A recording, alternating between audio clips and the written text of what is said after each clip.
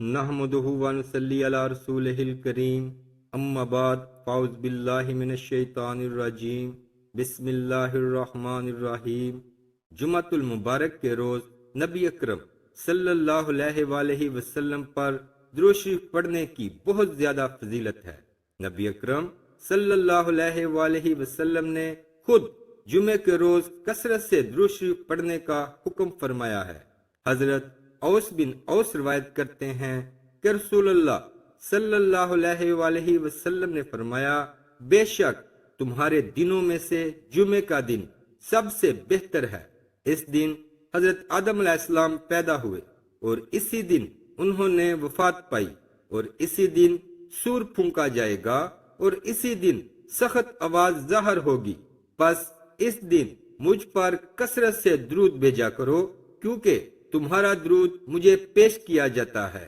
اس پر صحابہ کرام رضی اللہ عنہم نے عرض کیا، یا رسول اللہ، ہمارا درود آپ کے وصال کے بعد آپ کو کیسے پیش کیا جائے گا، جبکہ آپ کا جسد مبارک خاک میں مل چکا ہوگا؟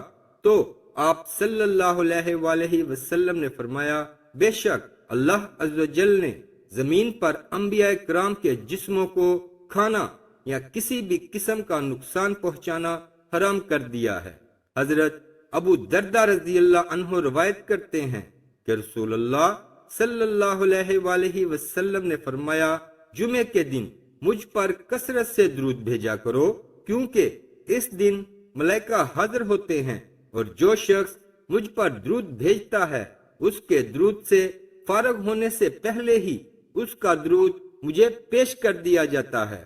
حضرت عبداللہ بن عباس رضی اللہ عنہ روایت کرتے ہیں کہ رسول اللہ صلی اللہ علیہ وآلہ وسلم نے فرمایا، روشن رات اور روشن دن یعنی جمعے کی رات اور جمعے کے دن اپنے نبی پر کثرت سے درود بھیجا کرو۔ ثواب کی نیت سے شیئر ضرور کریں۔ اسلامک ویڈیوز کے لیے سبسکرائب کریں اور ساتھ بیل کے بٹن کو بھی پریس کر دیں۔